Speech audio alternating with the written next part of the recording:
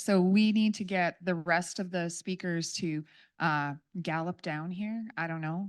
I'm not sure. Hurry up. Come on down.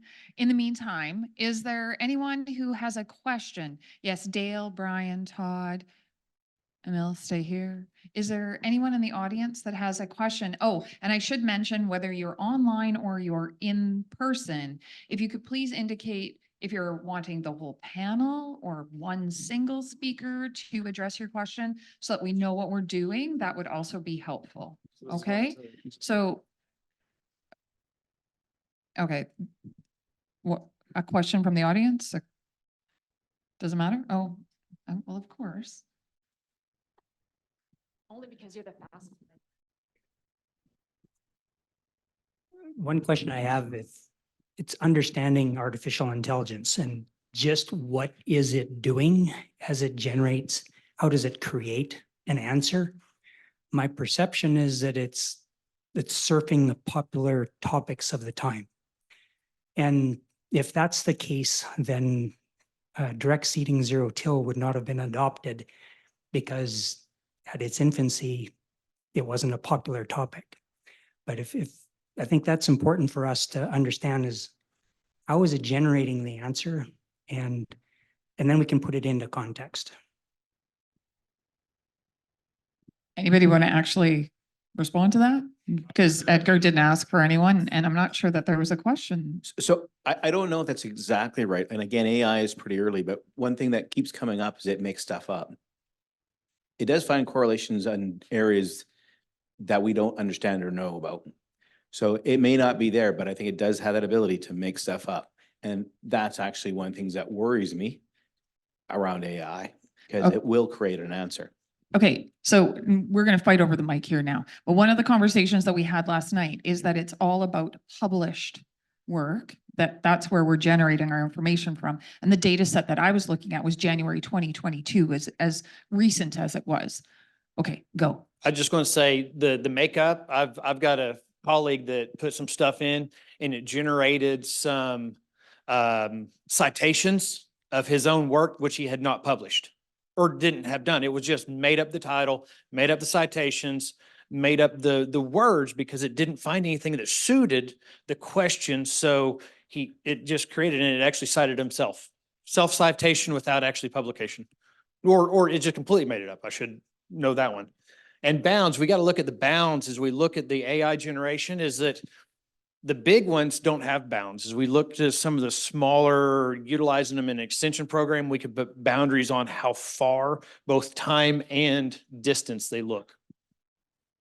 It's kind of interesting when I asked the question to ChatGPT, it also gave me 3 web links to go to. One of them was listed as Harvard, another one was Forbes magazine, and I can't remember the third one. Well, I'll tell you that all 3 links didn't work. And there's a case in point of a lawyer using ChatGPT for his defense. Many of you may have heard that, and he got called on it, and because there was a whole bunch of false information there. So it's we go fast to go slow. This is. Dale, did you have anything to add? Well, I think I just reiterate what everybody said, but sometimes I've done that and it'll say at the end, best to contact your local extension officer or your local extension service for more, you know. Yeah.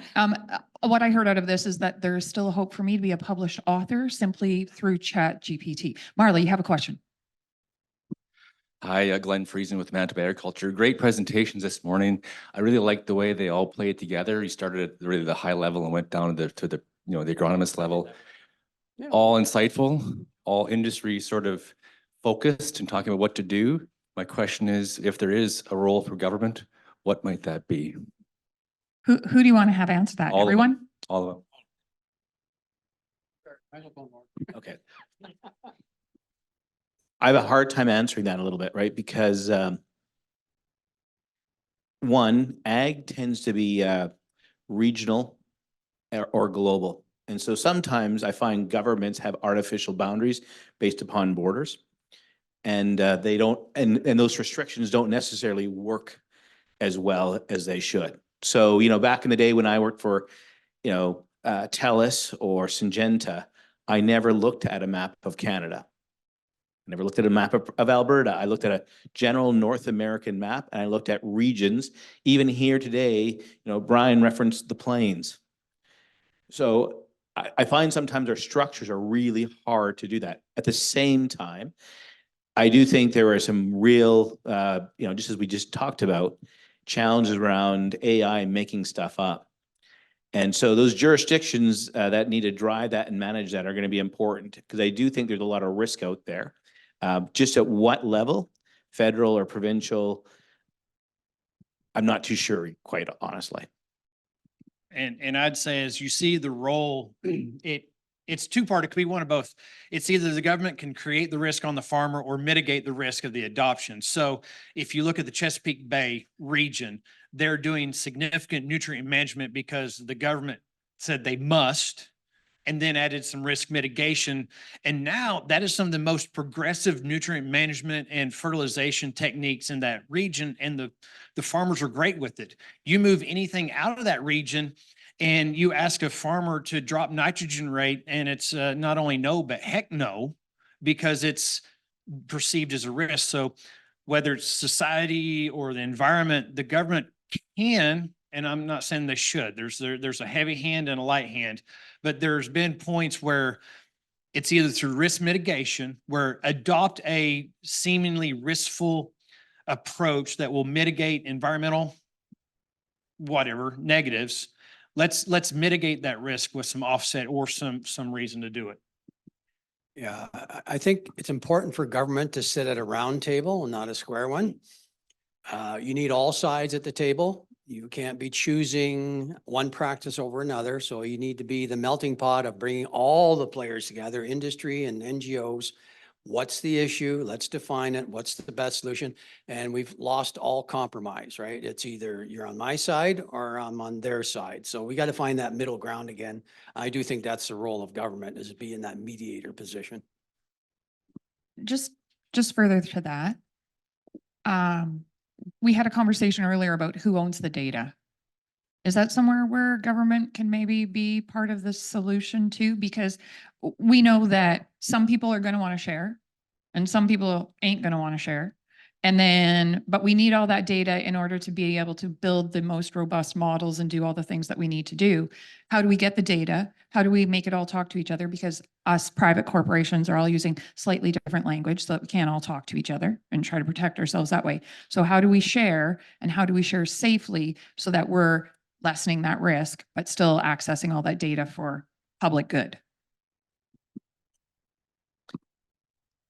So yes and no. I mean, again, I think the challenge there too is that that data needs to be accumulated on such a global scale.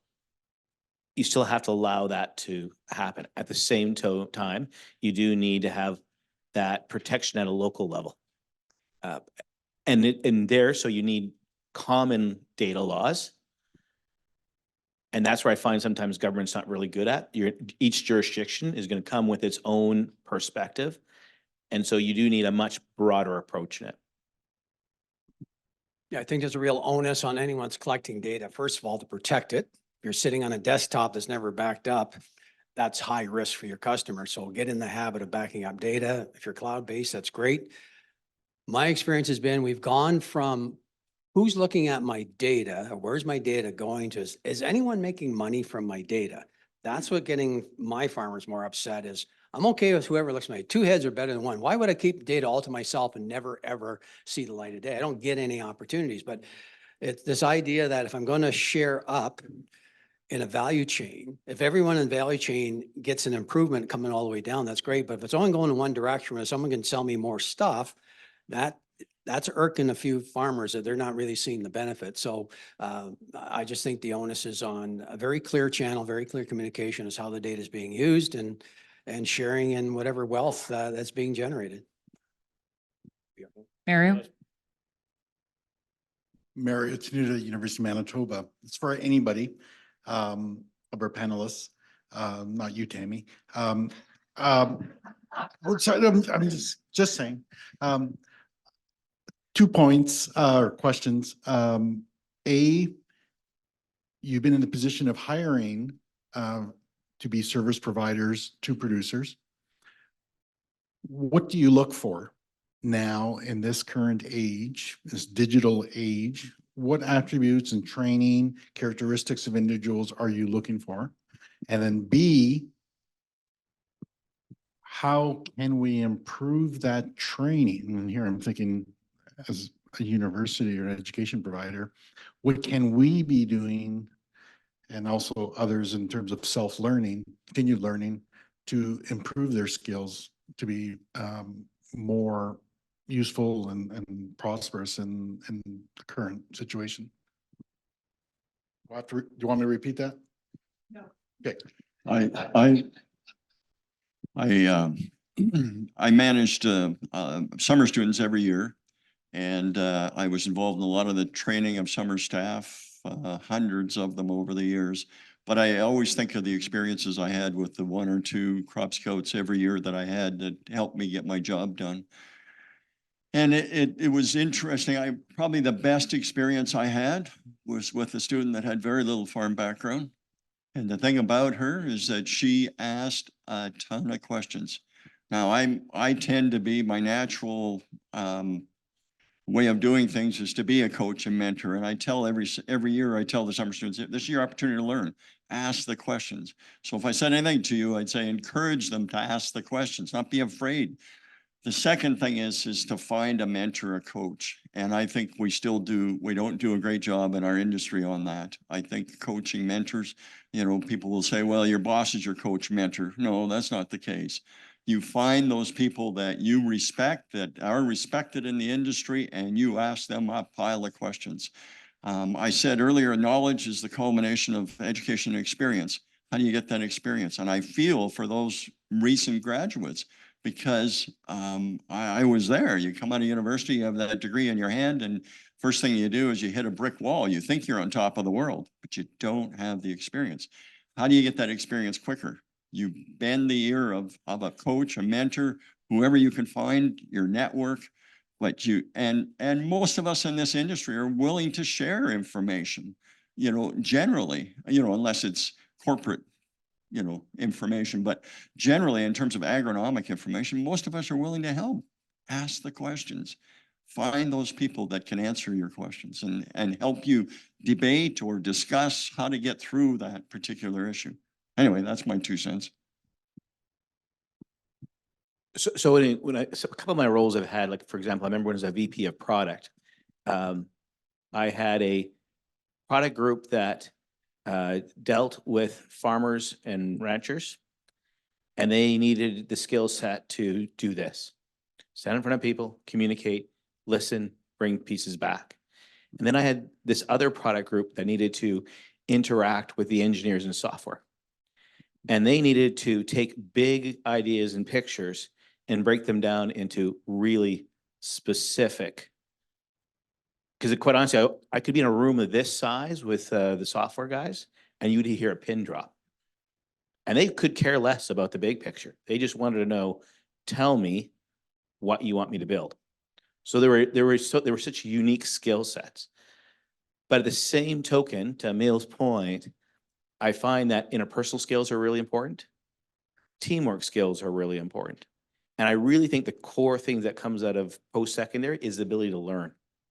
Because what we're doing today is not what it's going to be like 5 years from now. So that's the key real skill set, is to know how to learn and know how to interact with others to continue learning, because it's not stopping. Yeah, all great points. I agree with everything's been said. So take this for what it's worth, tongue in cheek, but one of the things that stops most new hires in their tracks is basic farm math. Right? If I put on 100 pounds of N using urea, how many pounds of urea is that? And boy, you want to stop this cold sweat, just ask that question. So a lot of them are coming without some common sense, basic farm math. I want to put 200,000 soybean seeds per acre. How many units of seed is that? That's what loses credibility when they're standing in front of a customer. And so we try and coach that. We try and encourage that. But that to us is one of the hardest things. But everything else has been said. I agree wholeheartedly. You want some passion. You want good questioning skills. You want genuine passion for agriculture. And some of our best hires have been non-ag people, because they really want to understand ag. And that's great. As a teacher, we teach that. They don't remember. Yeah, yes, I know. Go ahead. Good morning. Thanks for your great talks, gentlemen. I'm David Kaminsky, a plant pathologist with Manitoba Agriculture, and at one time a CCA. So my question is about Certified Crop Advisor. We've talked about that designation a little bit. Congratulations to those who have won awards in that area. It's been a long, long time since Emil and I took our CCA training. And my question, which I'm getting around to, is there a place in CCA training today for things beyond the 4 modules that we now have? Crop management, pest management, soil and water, for things like technology and intelligent use of artificial intelligence, those sorts of things. Kind of a rhetorical question, but Well, actually, it's a quite good Yeah. question. And so, you know, I can only speak for Ontario. First time writers of the exam, we only have a 45% passing rate. It's not an easy exam. And I like that stat. It just upsets a recent grad that they failed it, right? Because I went to agronomy school for 40. What do you mean I failed the exam? You say I'm stupid. Well, no, it's not. It's testing on your local knowledge of being able to apply it, right? And so the 4 modules are pretty tough, but we're starting to see some, you know, we got a 4R stewardship one. We're starting to see some precision ag ones coming. So there is a chance for some advanced learning with other modules, but you got to get your CCA first. So the only mistake well, it's not a mistake. It's the sense of an urgency of a recent grad think they got to get their CCA right away. And yet they got to wait, depending on their degree, they got to wait 2 to 4 years to have the work experience to be fully vetted as a CCA. So I don't discourage it by saying, what's your rush? You know, let's get out in the world and get some practical experience, then go write the exams, because it's still, as much as an exam, you still got to draw on some practical applications. So I don't know. I would agree with everything you said. We're seeing some expansion of those modules that are out there, and I would totally agree with you and everybody wanting to get their CCA right away, because to me, it's another certificate on your wall. But again, you don't have the experience, and knowledge comes from education and experience, not a matter of just writing some exams and Okay, I'm going to add another one in here. So money, connectivity, risk. What's the biggest obstacle and what's the biggest opportunity that you see in the next 5 years? All of y'all. yes. Come on. Nobody wants this one? Why not? So a little clarification, you mean in the world of data management and connecting, is that what you're talking about? Well, okay, so Emil was talking about how in 1997 he was having connection problems. I live by Homewood, Manitoba. I have connection problems almost every day still with my cell phone and a few other things, regardless. Anyway, that being said, so what do we need to solve first to be able to enhance, automate, become more precise, do all the things that you guys are hoping to do, be more regionally specific with our robust models, with the data that we've collected, although we don't know what we're measuring?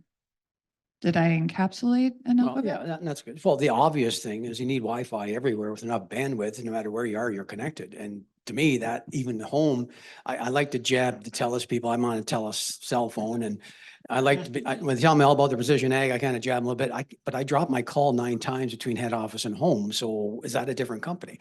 So anyway, but I think the connectivity, when a farmer gets, say, a field view and he doesn't buy the data plan, he harvests and whatever he's doing all day long. And when he gets back to the yard close enough to connect to the Wi-Fi, there's like a 2 or 3 hour download. And if it gets interrupted, you got to start over. Or in the early days, the data was lost. It's not anymore. But yeah, I think connectivity's got to be the big thing with Wi-Fi. I'd agree. I mean, that's number one for the data side of it. If we look at the application side of it, I'm going to say risk management on the nutrient side. So I'm a fertility person. So for how many years, John, have we been telling folks, like, you can't really predict the weather. You can't predict insects or disease. It's reactionary, but you can fertilize the that's been a risk management system for a very long time. Now we're saying, because of that, we have environmental problems. So stop using the one thing that you could always rely upon, which is fertilizer. And so now it's risk, perceived or real, it doesn't matter. It's how do we go to changing our inputs, even changing IPM to a variable rate. The question, should I spot spray? Am I missing some seedlings? And so there's a lot of perceived and real risk that goes into this, and that needs to be addressed after connectivity because we don't have the data first. So maybe to build on that is, it's the elephant, because it's not one thing, it's multiple things.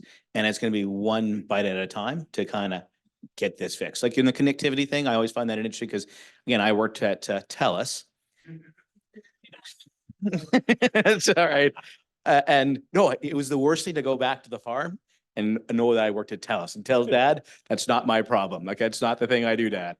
But on that front, when I started at TELUS, because again, their economic model would say that I asked them what rural was. Rural to them initially was populations under 10,000 people.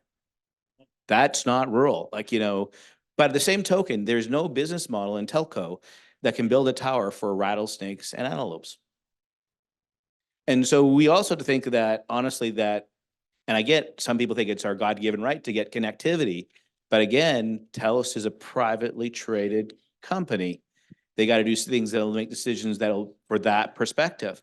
So more than likely, it's going to be private networks that will drive that, right? That overall data side. But I think one thing, Dale, I'll steal from your presentation.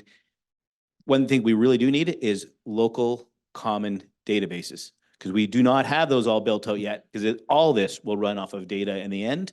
And the more accurate and the more data we have, the better this will be. Okay, there's going to be one final question. And I we know have- that there's some online that we're not going to get to, but Yeah. one final one. No, that's okay. I hesitate to hand the mic back over to Glenn, but here you go. Oh, okay. It's a small one. So on the connectivity question, it's been raised in other dialogues that I've been a part of, and I agree with you. You can't build towers for rattlesnakes and elves, I think you said. Antelope, yeah. I'm from Foremost, Antelope, Alberta. okay. Yeah. So is Starlink the future? Because you were in the telecom business, Yep. what's going on out there? What's your vibe? Yeah, so my personal feeling is you're going to find a lot of private networks. And now one of the challenges that, you know, a John Deere X Series combine costs $1.2 million is that you have 36 onboard computers.